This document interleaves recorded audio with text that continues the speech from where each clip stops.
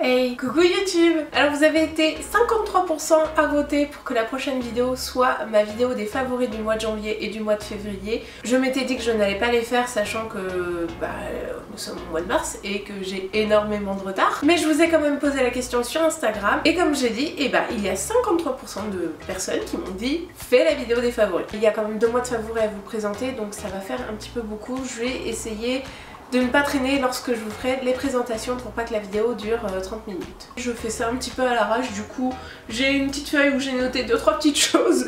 J'espère que je vais m'en sortir, mais bon, ne vous attendez pas à quelque chose de très ordonné. Je commence avec les livres et j'ai eu la chance au mois de janvier de recevoir Harry Potter à l'école des sorciers avec l'édition spéciale pour les 20 ans. Je remercie chaleureusement Gallimard pour cet envoi parce que je me suis sentie comme une petite fille à Noël, c'était vraiment génial. Là je vous montre que l'édition de Gryffondor, mais il y a une couverture pour chaque maison et ça c'est vraiment chouette. En plus à l'intérieur on retrouve quelques pages sur la maison et le fondateur. Et si jamais vous achetez le livre, vous verrez qu'à la fin il y a aussi des petites choses bonus entre guillemets. Et ce que j'aime beaucoup aussi avec les livres, c'est qu'ils sont vraiment à la couleur de la maison. Et je précise que c'est toujours avec plaisir que je relis cette saga qui est totalement ma préférée. Ensuite je voudrais vous parler de Milk and Honey de Rupicor. Alors c'est ma Julie Infinity qui me l'a offert quand elle est venue me voir fin janvier. Et que dire de ce livre à part qu'il m'a énormément touchée. Ce sont en fait des petits poèmes, donc c'est très rapide à lire comme vous pouvez le voir. Julie m'a offert la version en anglais parce que ça se lit, comme j'ai dit, assez rapidement, c'est très compréhensible. Et je trouve que cette femme écrit incroyablement bien. Tous ces petits poèmes m'ont touchée, ils ont résonné en moi. C'est comme si elle mettait les mots sur des choses que je ne pouvais pas dire ou pas décrire. Donc vraiment ce livre est un énorme coup de cœur. Je tiens encore à remercier Julie de me l'avoir offert et je pense que j'achèterai d'autres livres de Rupicor parce que j'adore son style tout simplement. J'ai oublié de préciser qu'il y avait quelques dessins dans le livre. Ils sont très fins, très délicats et ils transmettent toujours une émotion particulière. Ensuite je passe à la beauté. Alors je voulais vous parler du spray réparateur thermoactif de phytokératine. C'est un spray que j'utilise après m'être lavé les cheveux et avant de les sécher du coup, puisque c'est un spray qui doit protéger mes cheveux de la chaleur. Comme vous le voyez, j'ai les cheveux décolorés et je fais pas mal de choses dessus, donc ça les rend assez fragiles. C'est pourquoi ce spray est vraiment très bien pour mes cheveux. Local, je fais une vidéo, tu peux me laisser s'il te plaît?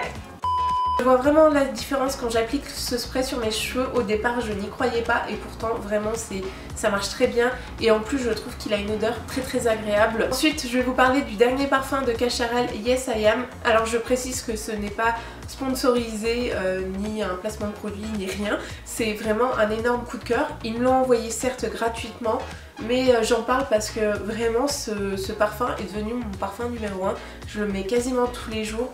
Il sent vraiment très bon. Je trouve qu'il est très fleuri. Enfin je sais pas trop comment décrire un parfum.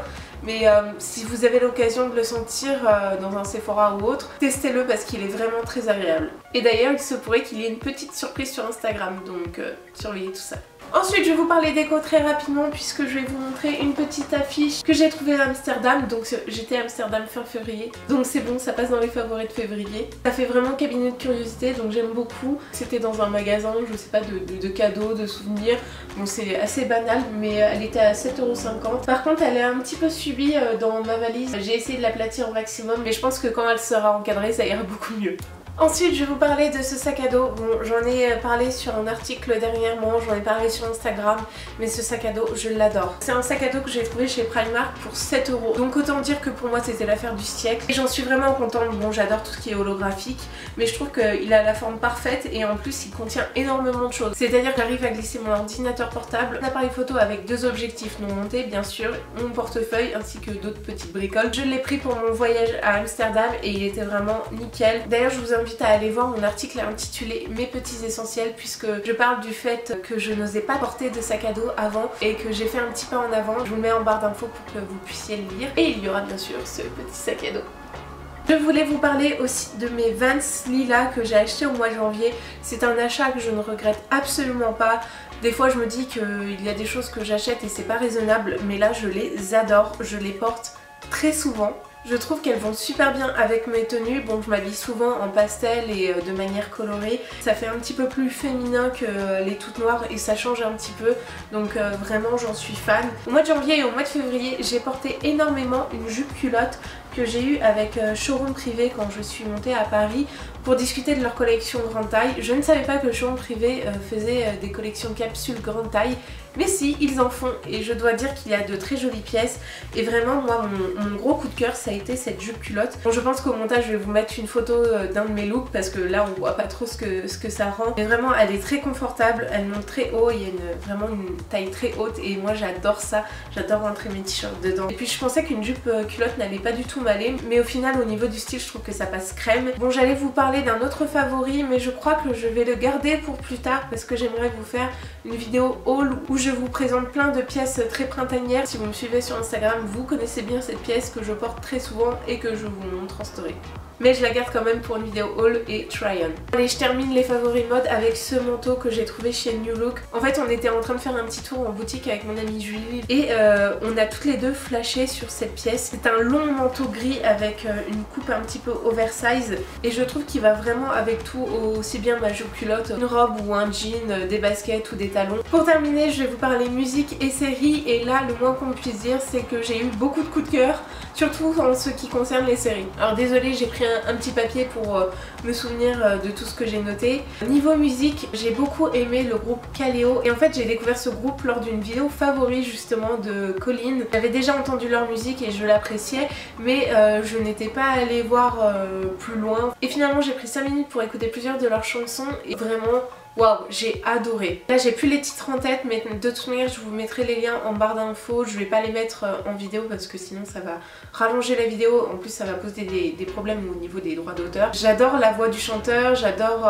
les mélodies et puis les clips sont magnifiques comme l'a expliqué Colline. Ils tournent dans des lieux naturels vraiment superbes dont un volcan. Je trouve ça fou. Donc vraiment allez écouter leur musique. Je voudrais aussi vous parler de deux autres chansons que j'ai écoutées en boucle. Alors la première c'est celle de Gregory Alan Isakov, j'espère que je prononce bien. Le titre c'est If I Go, I'm Going et c'est une petite balade très mélodieuse, très apaisante. C'est vraiment ce que j'aime le plus écouter dans ma vie au quotidien, ça m'apaise énormément. Si vous aimez les balades, je vous la conseille absolument. D'ailleurs pour info, elle est aussi dans ma playlist musique toute douce que vous pouvez tout simplement retrouver sur cette chaîne YouTube.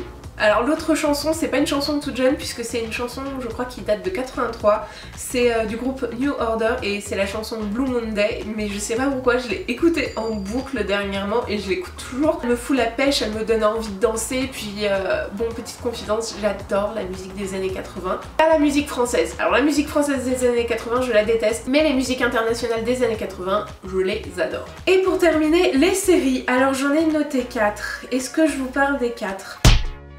Bon, je vais déjà commencer par celle qui m'a le plus marqué, c'est The End of the Fucking World. C'est une série anglaise de 10 épisodes. Alors cette série est très particulière, soit elle plaît, soit elle ne plaît pas je pense. Au départ je vous avoue qu'après le premier épisode, je me suis dit oh mon dieu c'est quoi ce truc. Je n'ai d'ailleurs pas regardé la suite tout de suite, j'ai mis une semaine avant de regarder la série en entier parce que j'ai eu la trouille du personnage de James qui est un gros psychopathe au départ et je me suis dit non je vais pas supporter moi. Il faut savoir que je suis vraiment hypersensible y compris au niveau des séries des films et puis on m'a dit vraiment allez top, tu vas voir, tu vas adorer, vas-y regarde-la. Donc bon, j'ai écouté mes amis, je l'ai regardée et merci parce qu'elle est vraiment géniale. J'adore tout dans cette série, l'histoire, la direction de la photographie, les musiques, l'ambiance, les personnages qui sont quand même assez barrés, le fait que ça soit un road trip, enfin voilà. Je vous en dis pas plus mais vraiment je vous la conseille et vous pouvez la trouver sur Netflix. Pour rester sur le thème adolescent, je voulais vous parler d'une série qui s'appelle Atypical. C'est beaucoup plus léger que The End of the Fucking World mais ça traite quand même d'un sujet important puisque ça met en scène la vie d'un garçon adolescent qui est atteint de troubles autistiques et cette série m'a particulièrement touchée parce que je connais l'autisme, je ne vais pas vous raconter ma vie mais voilà, j'ai reconnu certains comportements et ça m'a vraiment touchée. Bon, ça reste assez léger comme série, parce que c'est une série américaine avec des ados. Les personnages sont tous touchants, y compris les parents, la sœur. Bref, j'ai pensé que cette série pouvait aussi vous plaire, donc c'est pour ça que je vous en parle. J'ai encore deux séries à vous présenter. Bon, rapidement, la première c'est Grace et Frankie.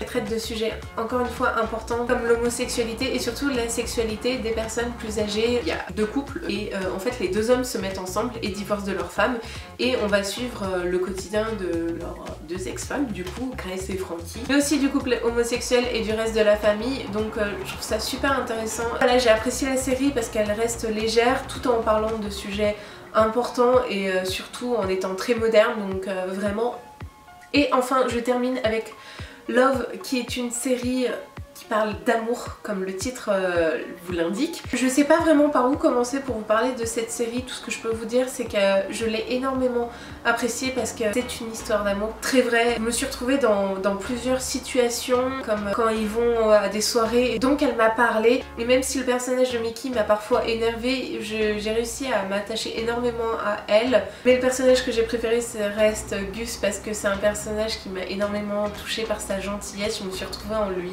Donc voilà, encore une série que j'ai appréciée. Je vends très mal mes séries et mes musiques, je trouve. Mais voilà, je vous les conseille quand même.